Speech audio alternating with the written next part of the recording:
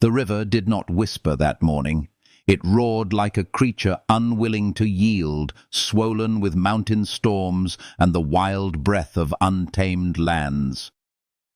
Mist drifted low across the jagged rocks, weaving silver veils that caught the newborn light of dawn. Boone Carter, weary traveller of forgotten trails, paused at the sound. A rhythm unlike the sigh of wind in the cottonwoods or the creak of his saddle. It was the sound of life struggling against death, a splashing cadence that pulled his gaze down to the torrent below. There, framed by foam and fury, a figure fought the merciless current. She moved not as one drowning, but as one refusing to surrender, each stroke a defiance carved into the water itself. Yet the river, cold and ancient, dragged her closer to the teeth of stone that waited downstream. Boone's breath caught, not from fear alone, but from awe. She was unlike any woman he had ever seen. Tall, formidable, her long black hair streaming behind her like a banner of midnight. And the beadwork on her buckskin shimmered even beneath the water, telling stories of a people, of honor and craft, of something sacred. She was beauty carved in strength, a living hymn struggling against death's pull. Without a thought for his own safety, Boone flung himself into the river. The cold struck him like iron, yet warmth surged in his chest as he forced his body through the torrent, arms burning, lungs straining, eyes fixed on her fading strength. He reached her just as the river tried to claim her final breath. His arm locked around her, and for an instant their eyes met, dark, fierce, intelligent, not pleading for rescue, but testing the measure of the man who dared to hold her life in his hands. Together they fought the current, her weight pressing against him, heavy with muscle and soaked leather, yet not a burden, but a strange anchor to something greater than survival. The world narrowed to the beating of two hearts, the slash of waves, the desperate scramble of limbs against a river unwilling to forgive. When at last they collapsed on the rocky bank, gasping, drenched, trembling from exhaustion, Boone realized that saving her was not an ending, but a beginning. She rose, tall and proud, despite the water that clung to her skin and hair, her gaze cutting through him with the sharpness of a blade. In that gaze was no simple gratitude. It was assessment, as though he were the one pulled from the current and laid bare for judgment. She spoke no word, yet everything about her, the regal carriage, the way the earth itself seemed to acknowledge her presence, declared that she was not ordinary. Night fell with restless silence. She lingered by his fire, silent yet commanding, her eyes searching the horizon while her hand brushed the knife at her side. When the darkness grew too deep, she left without farewell, vanishing into the wilderness like a dream that slipped from one's grasp upon waking. Only her footprints remained in the morning, and beside his bedroll an eagle feather, pristine and deliberate, a gift that whispered of destiny. Boone held it in the pale light, a strange weight settling into his heart, not fear, not loss, but an ache of connection. Something healing stirred within him, something he had not felt in years of wandering alone. The sense that his solitude was ending, that his story had been interrupted by fate's hand. Even as he saddled his horse, the feather tucked close to his chest, he knew the river had not just carried a woman to him. It had carried the first thread of a tale far greater than his own, a tale of courage and belonging, of two souls bound by water, silence, and the unspoken promise of what was yet to come. and as the mist burned away in the rising sun, Boone Carter rode westward, unaware that destiny was already following in the echo of hoofbeats, bringing with it a love fierce enough to heal even the loneliest heart. If this moment touched you, if you felt the river's chill or the warmth that blooms when courage meets fate, I invite you to stay on this journey. Leave your thoughts in the comments, share your heart, let your voice be heard. Like, subscribe, and walk with me further into this tale of love and healing. For stories such as this are not just told, they are shared, breathed into life by all who believe in the power of romance and destiny. And so the river carries us onward toward the next chapter, where the sound of approaching riders will change everything Boone thought he knew about love, belonging, and the unexpected rewards of the heart. The morning after the river had nearly swallowed them both, Boone found himself haunted not by fear, but by the memory of her eyes, dark pools that had measured him in silence, fierce as the river, yet calm as the sky after storm. He rose with the dawn, the eagle feather pressed to his chest, and though the wilderness stretched endless before him, the world no longer felt empty. It was as if the land itself breathed differently, whispering her name, though he did not yet understand its syllables. The trail ahead should have been no different than countless roads he had wandered, but every step carried the quiet ache of something unfinished. He had saved her body from the current, but his heart told him the true rescue had only just begun. All through the day he traced her footprints where the earth still remembered her presence. Each print was steady, purposeful, like brushstrokes upon the canvas of the wild. She had not fled in fear, she had walked with intent, leaving behind a message no tongue could carry. It stirred in Boone a longing deeper than desire, a longing to belong, to understand, to walk beside a soul who moved with such certainty. His solitude, once a shield, now pressed against him like a burden he had carried too long. He thought of nights spent under cold stars, with only silence for company, and realized how hollow freedom could feel when it had no echo of another heartbeat.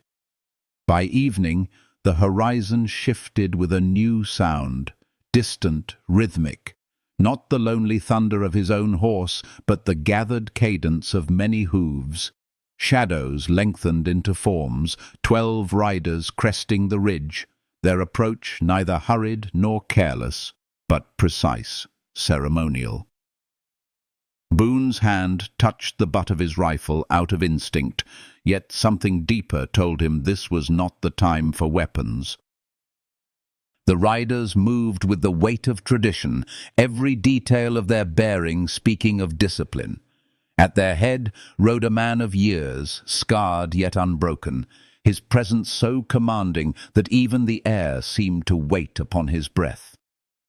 His eyes, dark as Ayana's, found Boone without hesitation, and in that gaze Boone felt the invisible thread tighten, drawing him deeper into a destiny he had not chosen but could not escape. "You pulled my daughter from the water." The words were not asked but declared, heavy with knowledge, spoken in English that carried both authority and grace. Boone's chest tightened. The echo of daughter struck deeper than he expected. In that single utterance, Ayana was no longer just a mysterious stranger in buckskin. She was blood, heritage, future. And this man before him was not only her father, but her chief, the living heart of her people.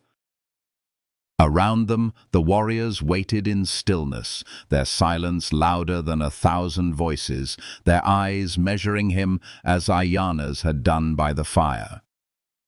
The chief dismounted with the fluid strength of one who had borne both battles and burdens. His name, when spoken, seemed to ripple through the air like a river carving stone. Nastas. He spoke of honor, of duty, of balance, words that carried the weight of centuries. Ayana, he revealed, had not been cast into the river by chance. She had crossed it on a mission of purpose, a test of courage, and nearly paid with her life. Boone listened, the truth layering upon him like armor and chain alike. His rescue was no accident. It was part of a thread woven long before his path had curved toward that river bank. Nastas's gaze did not waver as he spoke of the debt now borne between them. To save a daughter, to save a future leader, was not something repaid with coin or thanks. It was a bond, a tie of balance that altered the course of every life it touched. From his saddlebag he drew a bundle of leather, unwrapping it with care until the light caught a medallion wrought with intricate designs, a relic that breathed of ancestry and sacred trust. Yet the medallion was but a symbol. The true reward, Nastas said, was not an object, but an offering. Acceptance into their people, a place to belong, land to claim, protection, counsel, and the chance for love that would be both earned and honored.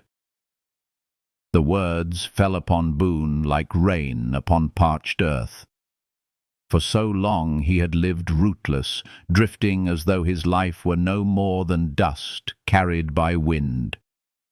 Now before him stood a path that promised not only belonging, but purpose, a hearth where exile might finally end. Yet the choice carried weight, sacrifice of freedom, surrender of solitude, the acceptance of responsibility that could not be abandoned once taken. Boone's breath faltered as he imagined what it might mean to live not only for himself but for others, to weave his days into the fabric of a people whose strength ran deeper than rivers. He glanced at the medallion, at the firelight in the chief's eyes, and something within him stirred with both fear and yearning. This was not a reward. This was destiny, calling him by name.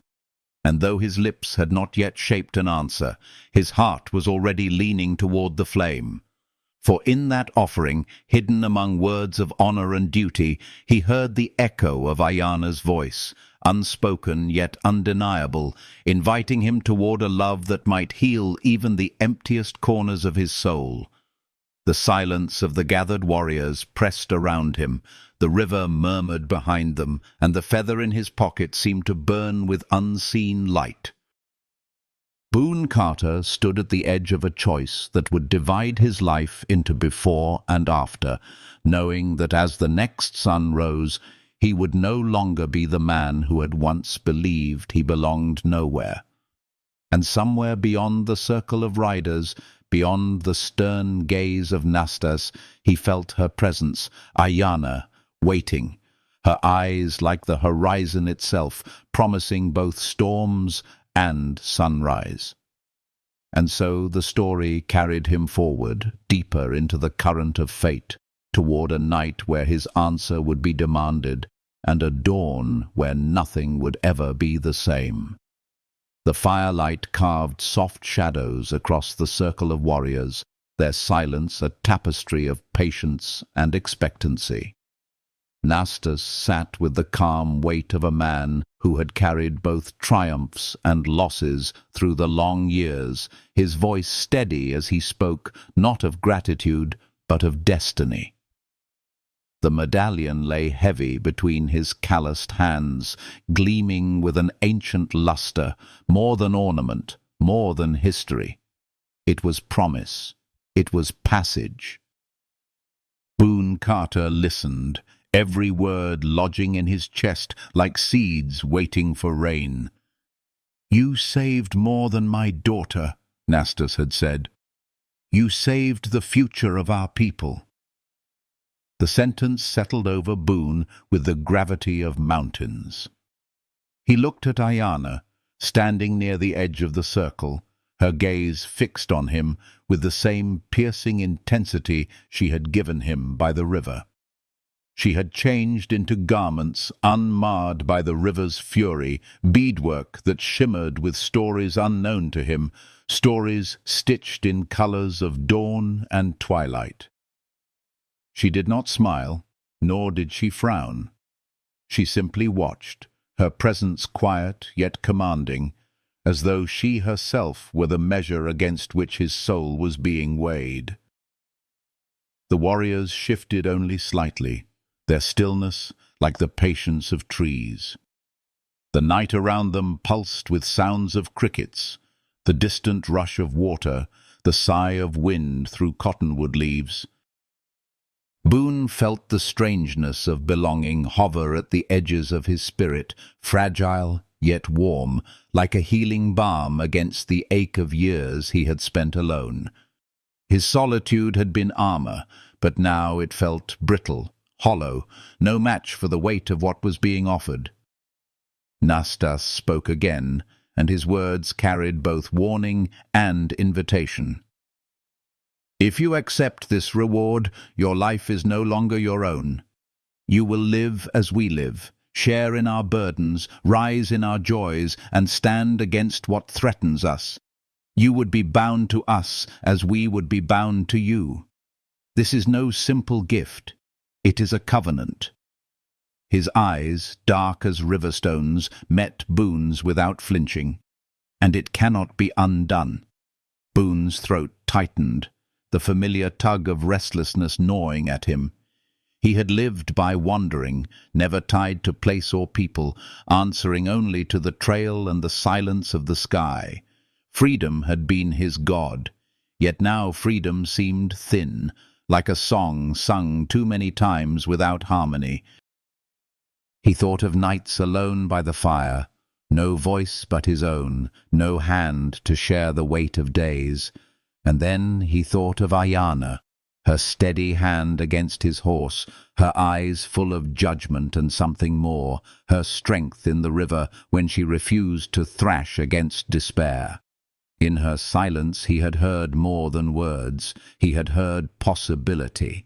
The medallion gleamed again as Nastas lifted it higher, and in its reflection Boone saw not gold or silver, but the faint outline of a new life, one threaded with faces, with belonging, with love that might come as gently as dawn or as fierce as thunder. He wondered if he was worthy of such a gift, if a man shaped by loneliness could learn to be shaped by family. He wondered if he could bear the weight of duty not only to himself, but to others. His heart warred with his mind, yet beneath the storm of questions a quiet current pulled him toward yes. Ayana stepped forward at last, her voice clear, her English marked by cadence but graceful. "Nay, when you saved me, you did not stop to think. You acted because life was worth saving. That is the kind of man who does not belong to emptiness." Her words were not soft, yet they carried the strength of healing. Boone felt them sink into his chest, loosening something long bound in silence. She paused, then added, "Among us, when one life is saved, both are bound. I am bound to you as much as you are bound to me. What you choose will not be chosen alone." Her closeness filled the night with a warmth Boone had not expected. He could smell sage woven into her hair, hear the steadiness of her breath. For the first time in years, he felt less like a drifter and more like a man standing at the threshold of home. The warriors murmured low in their language, respectful, not pressing, but their voices held the cadence of prayers. Nastas's gaze softened almost imperceptibly, the flicker of a father who saw not only duty but the fragile thread of love forming between two souls. Boone closed his eyes, and in the darkness behind them the river rose again, not as enemy but as guide. He felt its cold rush, remembered the weight of Ayana against him, the way their hearts had beat together as if the river itself were binding them. When he opened his eyes, dawn had not yet come, but light had already entered him. He knew his answer was forming, not in words, but in the slow, steady beat of a heart that finally longed to belong. The fire cracked, the medallion waited. Ayana's eyes lingered on his, and the horizon beyond the trees promised both danger and love. Boone drew in a breath that tasted of smoke, earth, and hope. The next words he spoke would break the silence of his old life forever, and the choice would carry him into a dawn where love and destiny walked hand in hand. The night deepened around them, but within him a healing warmth spread, carrying him smoothly into the moment where his voice would rise with decision, and the path of his heart would be sealed. The dawn crept slowly across the horizon, its first pale light unfurling like a soft prayer upon the camp where silence had kept vigil through the night. The fire had burned down to embers, but the warmth of its glow lingered in the still air, weaving together the weary breaths of men who had not truly slept. Boone sat apart from the warriors, yet not apart. Their presence formed a circle around him, invisible yet unbroken, and within that circle he felt the strange weight of belonging pressing close. The medallion lay upon a cloth beside him, its surface glinting in the faint light, whispering both promise and burden. He thought of the words Nastas had spoken, heavy with truth, unsoftened by any attempt to disguise their gravity. This was not reward. It was covenant. To accept meant no return to wandering paths, no drifting between towns where his name meant nothing and his absence even less. To accept was to live not as one man, but as part of a people, to share their hunger, their battles, their joy, their grief. It was the end of exile and the beginning of responsibility.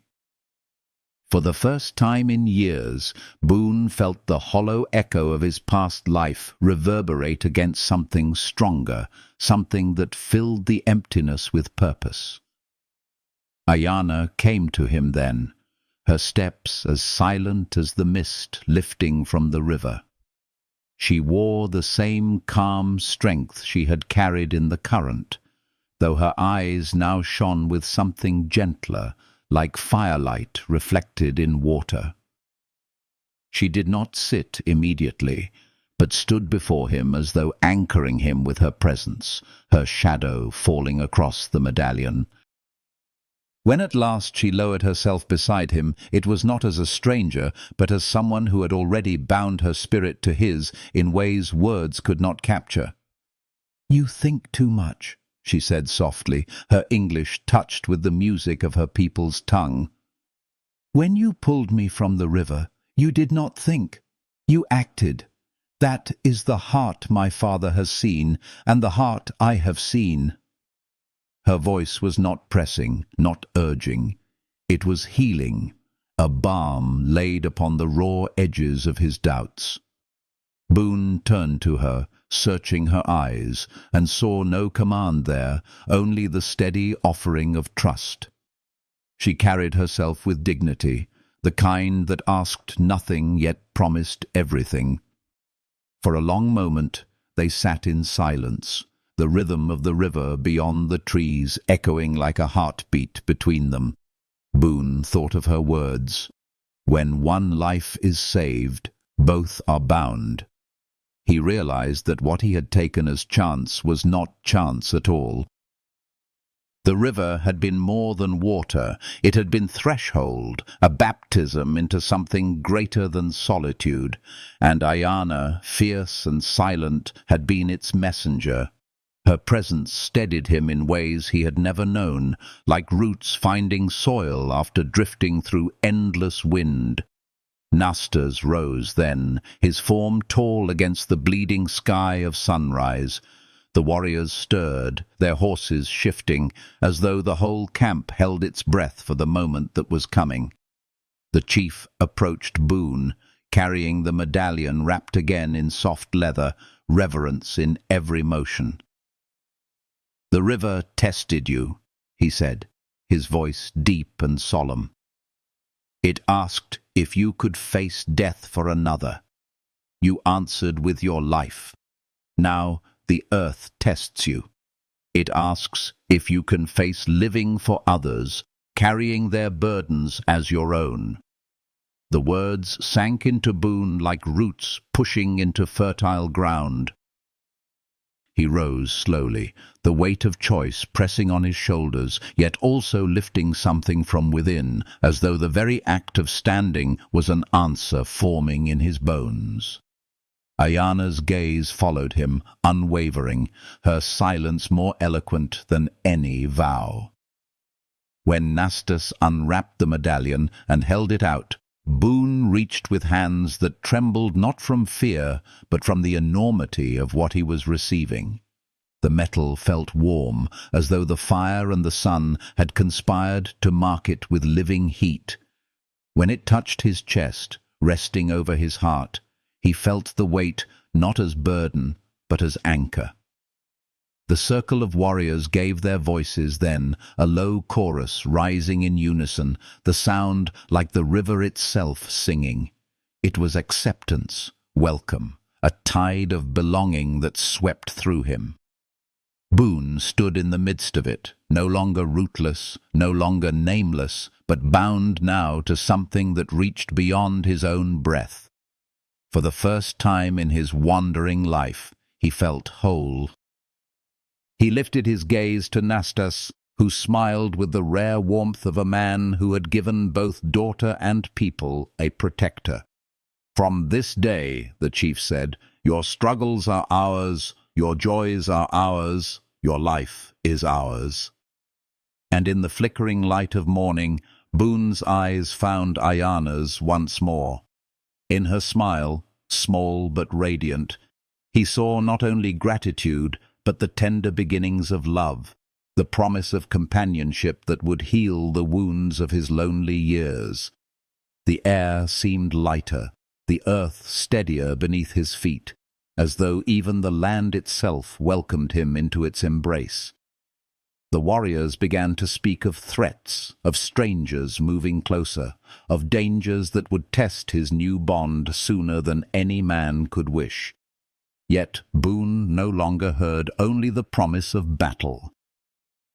He heard also the promise of standing shoulder to shoulder with a people, of fighting not for survival alone, but for a home, for a woman whose eyes carried both fire and gentleness, for a future that sang with belonging.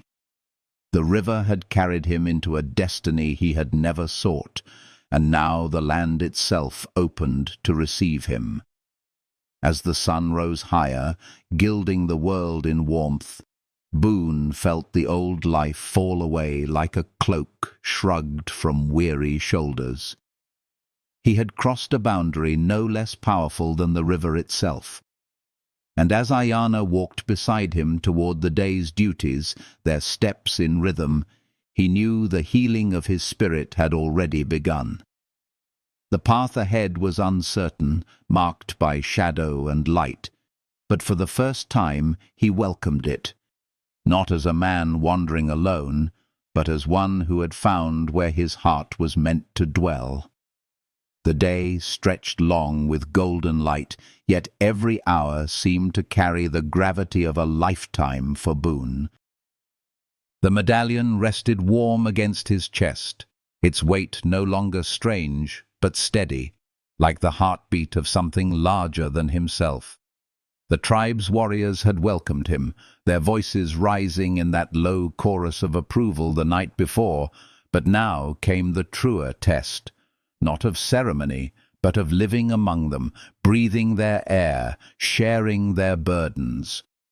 He was no longer a stranger to pass unnoticed across the land. He was tied, seen, bound. That knowledge did not imprison him as he once feared. It healed something hollow within him, like a long-forsaken wound being closed by gentle hands. Nastas had spoken with him again at dawn, words calm but edged with urgency. Strangers moved through their territory, men without respect for land or people, their violence as careless as the burning of a forest just to clear a path. Ayana's near drowning had been no accident of chance, but part of a mission to uncover the intentions of these intruders. Now their presence pressed closer, a threat not only to the tribe, but to the fragile beginnings of the bond that was forming. Boone listened, his jaw set, the river's cold still echoing in his veins as reminder of how quickly life could be torn away. To belong meant more than receiving warmth. It meant standing guard at the edges of that warmth, shielding it with one's life, if need be. The camp bustled with preparation, warriors sharpening blades, women weaving food and supplies into packs, children moving in quiet obedience. Boone felt the eyes of many upon him, some curious, some cautious, all measuring what manner of man he was. He moved among them with respect, offering hands where they were needed, fetching water, stacking wood, listening more than speaking. Each small task pulled him deeper into their rhythm, teaching him that belonging was not forged in grand gestures, but in the daily threads of service and trust. It was Ayana who drew near to him as the sun neared its zenith, her presence a steadying current. She carried herself with the grace of one who knew both strength and restraint, her gaze ever alert, her movements precise, yet softened now by something gentler when directed toward him. She placed a hand on his arm, her touch light but grounding. "You wonder if you can be one of us," she said, her voice quiet yet certain. "You already are. The river decided that when it bound our lives together." Her words carried the same healing weight they had before, but now he felt them deeper, like roots sinking into soil. Boone searched her eyes and saw not only duty, but tenderness, a warmth that glowed beneath the armor of her role as daughter and leader-to-be. That warmth struck him with more force than any current.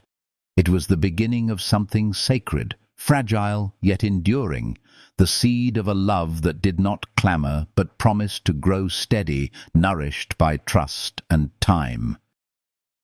He did not speak of it aloud, yet his silence brimmed with acknowledgment, and she seemed to hear it as clearly as if it had been spoken. When evening came, the warriors gathered around the fire once more, strategies whispered and decided in voices firm but calm. Nastas spoke of scouts who tracked the intruders, of land defiled by their careless hands, of horses taken and sacred groves scarred. Boone listened, then spoke carefully, offering what he knew of such men, their arrogance, their hunger for quick gain, their lack of loyalty to one another. His words were received not as intrusion, but as contribution, the tribe nodding, weighing, considering. In that moment he felt something shift. He was no longer merely tolerated, he was trusted. Ayana sat across the fire from him, her face illuminated in its glow, her expression serious, yet softened when her eyes met his. The firelight painted her in hues of amber and crimson, her strength radiant, her beauty undeniable, her presence a balm against the harshness of the world. For Boone, the night did not feel like preparation for war, but the weaving of threads, threads of community, of purpose, of a bond between him and Ayana that seemed destined to grow into something fierce and healing all at once. When the fire sank low, Ayana approached him once more, her words quiet enough for only him. "My father spoke of reward," she said, her eyes steady on his. "But reward is only the surface. The true gift is this: to find where your heart is not alone, to find where another heart beats beside it." She paused, her voice deepening into softness. "Perhaps in time, that gift will be ours to share." Her honesty struck him as more powerful than any vow. He met her gaze, and though he had spoken vows to no one before, he felt in that instant as if his soul had already promised her something, unspoken but binding. The air between them grew heavy with meaning, yet it was not suffocating. It was warm, a healing presence that made the night gentler, the path ahead less daunting. Boone lay awake long after the camp had settled, the medallion warm against his chest, Ayana's words echoing within him like the murmur of the river. For the first time he did not feel the ache of exile. He felt the fragile joy of beginning, of roots pushing into soil, of two hearts slowly drawing closer. And as he closed his eyes, he knew that dawn would not only bring the threat of strangers, but also the promise of walking that path beside her, bound not by accident, but by fate, by love already stirring, by the healing power of belonging. The night deepened, the river whispered, and Boone's heart, once hollow, began to fill with a light that no darkness could extinguish. Dawn would come soon, and with it the first test of his new place. But within him a quiet certainty grew, that whatever awaited, he would not face it alone. And with that certainty he drifted into sleep, carried gently into the next chapter of his life by the rhythm of her presence lingering close, unseen but deeply felt. The morning broke with a sky of molten gold, clouds brushed with rose and violet, as though heaven itself painted a blessing upon the land. Boone stirred from sleep, the earth cool beneath him, the medallion pressing warm against his chest, as if reminding him that the life he had accepted now pulsed in unison with those around him. The camp was already alive with motion.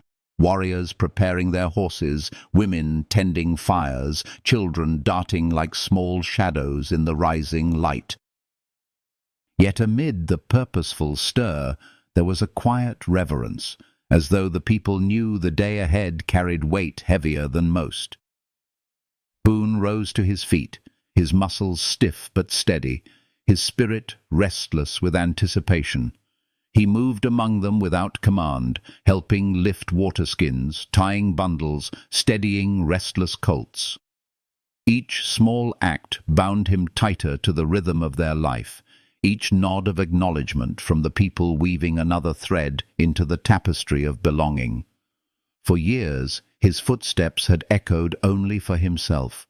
Now, with every gesture, he felt the echo multiplied, carried in the shared breath of a community that had begun to claim him. Ayana stood by her horse, tall and luminous in the morning light, her long hair braided with eagle feathers that gleamed like fire-tipped arrows. Her presence was more than beauty. It was grounding, like the rooted strength of an oak tree in a storm. She caught his gaze and held it, and in that moment the bustle of the camp seemed to fall away, leaving only the quiet current that moved between them. Her eyes spoke of unspoken promises, of strength offered and strength expected, of trust that was both gift and test. She walked toward him, her steps measured, her expression steady. "You carry the medallion," she said, her voice calm but warm. "But today you carry more. Today you carry the eyes of my people. They will see not only how you fight, but how you stand, how you endure, how you belong." Her words were not meant to burden, but to steady him. A healing reminder that courage was not the absence of fear, but the choosing of purpose despite it. Boone nodded, feeling the truth of her voice ripple through him. The warriors gathered then, Nastas at their head, his scars catching the morning sun like carved runes of survival. He spoke of the strangers, 15, perhaps 20, armed, careless, destructive. They had burned a grove, taken horses, trampled sacred ground as though it were dust beneath their boots. His voice held no trembling, only the calm steel of a man who had faced danger all his life. "Today," he said, "we ride not only to guard our land, but to remind the earth that those who respect it will always rise against those who defile it." Boone felt the words settle into him like an oath he had never spoken, but had always known. When the warriors mounted, Ayana swung easily onto her horse, her movements precise and graceful. Boone followed, the leather reins cool in his hands, the animal beneath him restless with anticipation. As they rode out, the morning air cut sharp and clean against his skin, the scent of sage and pine carried on the wind. The world spread wide around them, hills rising, river flashing like molten silver through the valleys, sky opening endless above. For once the vastness did not feel lonely. It felt shared. It felt alive. The ride carried them in silence, broken only by the drum of hooves and the occasional cry of a hawk overhead. Boone rode beside Ayana, their closeness unspoken but undeniable, the space between them filled with a quiet warmth that steadied him more than words. She did not look at him often, but when she did, it was enough to remind him why he rode, why he chose to bind his fate to hers and to this people. In her presence, even danger felt transformed into something purposeful, something that healed the old wounds of his wandering. By midday, the scouts returned, lean figures astride swift horses, their voices low but urgent.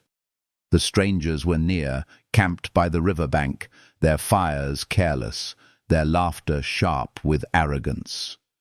Boone listened, his chest tightening, memories of other reckless men flickering in his mind.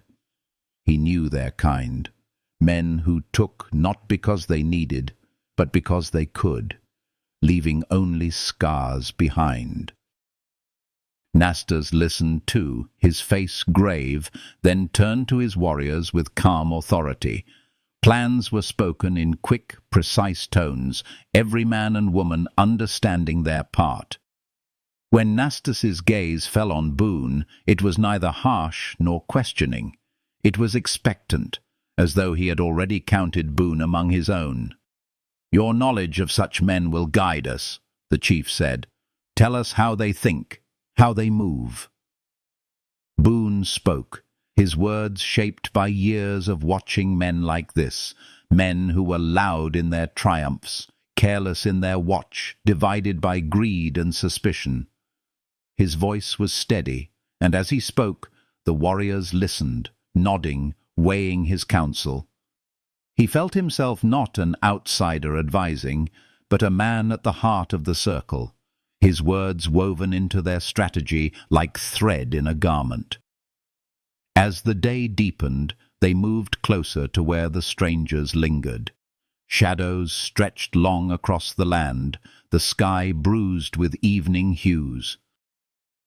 The river's murmur grew louder, a reminder of where this path had begun.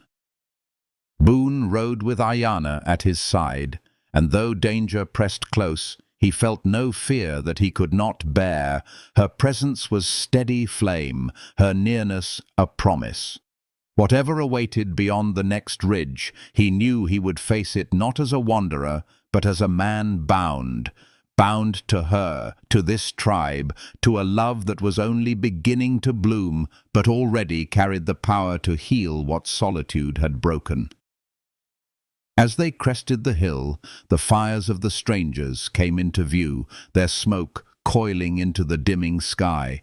The warriors halted, silent, watchful. Nastas raised his hand, his figure cut against the fading sun like a monument of resolve. Boone breathed deeply, the weight of the medallion pressing into his chest, the warmth of Ayana's gaze upon him like unseen light. The night ahead promised trial, perhaps blood, but also the chance to prove that the river had not carried him here in vain. The earth grew still, the air taut with expectancy. Beside him, Ayana's hand brushed lightly against his, a touch fleeting yet eternal, and in that touch he felt not only courage, but peace, a healing reassurance that whatever storm awaited, they would walk through it together.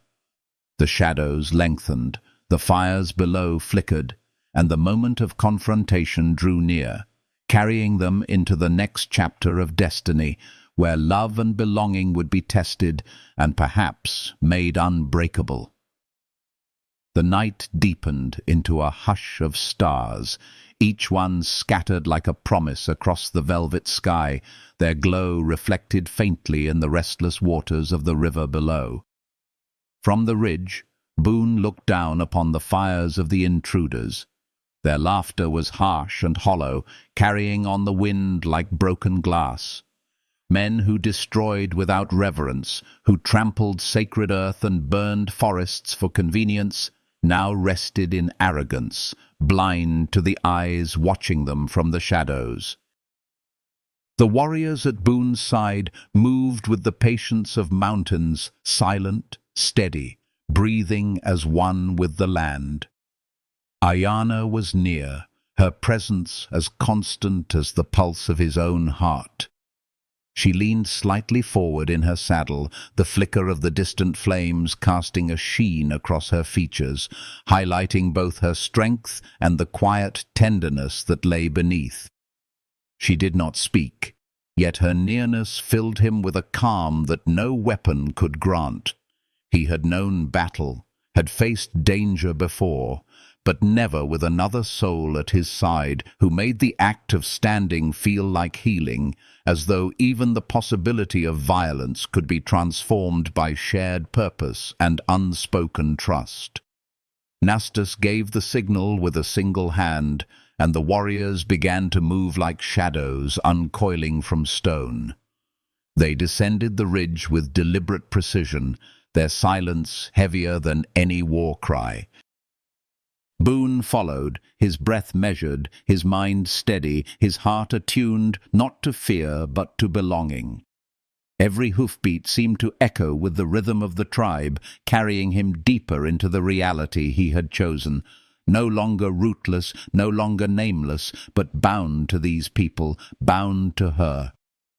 The intruders stirred too late.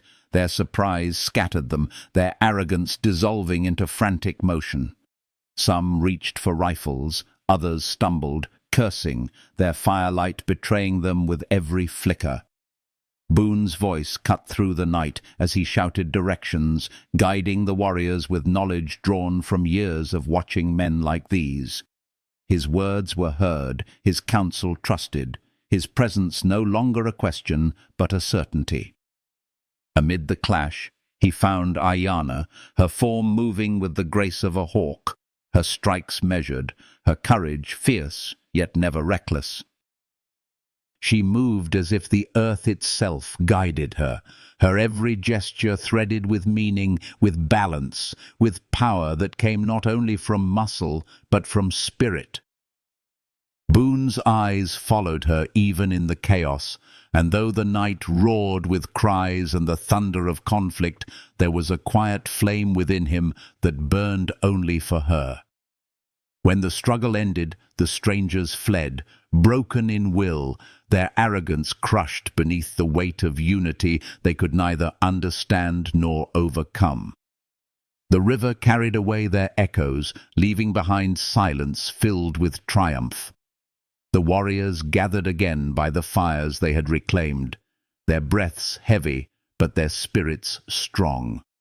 Nastas stood tall among them, his scars lit by firelight, his gaze steady as stone.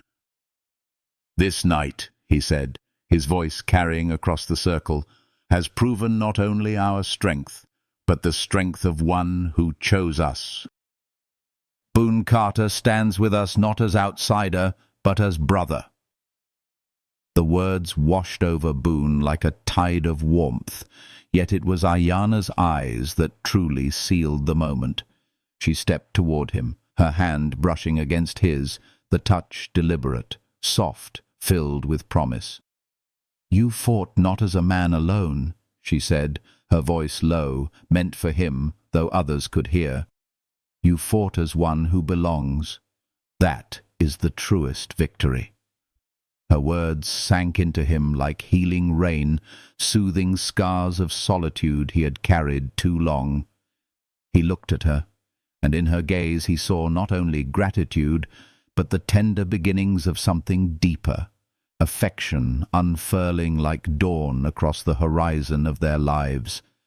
The firelight caught the curve of her smile, small but radiant, and Boone felt the old ache of loneliness dissolve into the quiet certainty that his heart had finally found its place.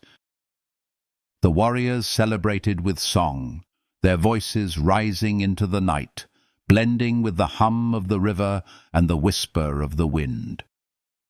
Boone sat among them, his chest warm with pride, his spirit steadied by Ayana's presence at his side. She leaned closer as the songs grew, her shoulder brushing his, her nearness speaking of intimacy more powerful than any words. He did not need to claim her, nor she him. The bond was already there, woven by water, by fire, by courage shared and trust earned. As the night waned, Boone lifted his eyes to the stars once more, but this time they did not feel like distant lanterns for a wanderer's path. They felt close, like witnesses to a promise still unfolding. Beside him, Ayana's presence was as constant as breath, and in the healing warmth of her nearness, he knew that the story written by river and fate was only just beginning.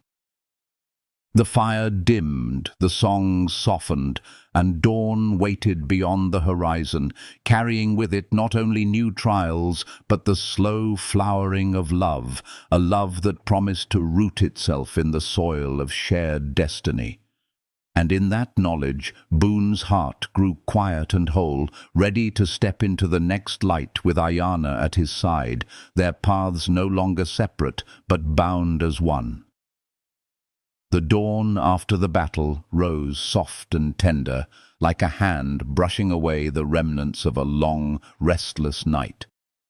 The fires of the strangers had burned down to ash, and the air carried no more of their careless laughter, only the quiet strength of a land once again cradled by its rightful guardians.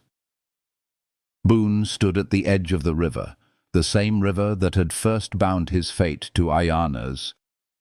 Its waters, though swift, glimmered beneath the new light with a serenity he had not noticed before, as though the river itself had healed overnight, soothed by the courage and unity that had been born upon its banks. He touched the medallion resting over his heart, and its warmth answered him, not the fire's warmth, but the warmth of belonging, of knowing that his breath, his strength, and his life now carried meaning beyond himself. Behind him, the village stirred awake. Children laughed as they ran between shelters, their voices like birdsong, chasing each other with unshaken joy. Women carried baskets of food, their hands weaving life into the day with movements both ancient and graceful. Warriors sharpened blades not in haste, but with the calm discipline of men and women who had faced danger and prevailed. It was a place alive, breathing, pulsing with the harmony of hearts bound together, and for the first time in his life, Boone felt himself woven into that pulse, no longer an outsider, no longer a wanderer. Ayana came to him then, her presence carrying both quiet strength and a warmth that stilled the restless corners of his soul. She wore no adornment beyond the simple braid in her hair, yet she seemed adorned by the very light of morning. Her eyes, dark and steady, sought his, and for a long moment the world seemed to fall away. He saw in her gaze not only the woman he had pulled from the current, fierce and unyielding, but also the woman who had given him the gift of belonging, who had reminded him that even the loneliest heart could heal when met by another's courage. "You have crossed the river twice," she said softly, her voice touched with the cadence of flowing water. "Once to save me, and once to save yourself. Now, the river belongs to us both." Her words did not rise as grand declarations, but settled like roots into the soil of his spirit. Boone reached for her hand, their fingers meeting in a touch that felt both inevitable and eternal. The strength of her palm pressed into his, not fragile but steady, a promise of partnership, of shared burdens and shared joys. For a man who had wandered so long without anchor, it was not possession he felt in her presence, but release. The release of exile, the release of solitude, the healing that comes when love finds its rightful home. Nastas approached as the morning light strengthened, his figure proud yet softened by the glow of triumph. He looked upon Boone with the gaze of a leader, but also with the warmth of a father who saw not a stranger but a son chosen by both courage and fate. He laid his hand upon Boone's shoulder, his voice resonant. "You have given more than strength in battle. You have given your heart to a people not born of you, yet now bound to you. From this day, your story is written into ours." The words sealed the covenant, not with ceremony, but with truth. Boone bowed his head slightly, not in submission, but in acknowledgment, and when he looked again to Ayana, her smile carried the quiet fire of a sunrise. It was not a smile of conquest nor of reward, but of recognition, that their lives, once separate rivers, had merged into one course. And in that merging, Boone felt something he had never known. Peace that did not dull him, but sharpened him. Love that did not consume him, but completed him.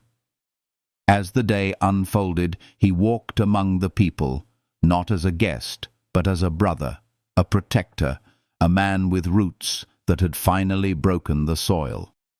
He helped repair what had been damaged, carried wood for the fires, shared in the laughter of children who accepted him without question.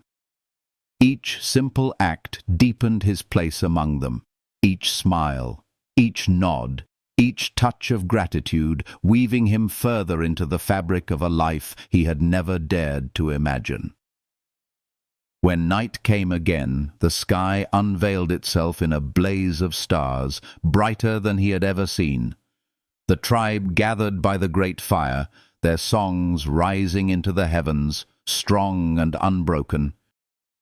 Boone sat among them, Ayana at his side, her shoulder resting lightly against his. He listened, not as an outsider straining to understand, but as one who had found the rhythm, whose heart beat now in time with theirs. In her closeness he found a warmth deeper than the fire, a healing presence that whispered of tomorrows yet to come. He turned his eyes to the river, flowing ceaselessly through the darkened land, and he smiled. It had been the river that brought him here, the river that tested him, the river that gave him Ayana, and as its waters whispered in the night, he knew it would forever carry their story, written in currents of love, courage, and the healing power of belonging. If this story touched your heart, if you felt the river's song and the warmth of love within its current, I invite you to walk further on this journey with me. Like this tale, if it brought you peace, leave your thoughts in the comments so your voice may join the chorus of others, and subscribe so together we may continue to share stories that heal, inspire, and remind us that love is the truest reward. Your presence here means more than words, for it is in sharing that these stories live, and it is in believing that they bloom.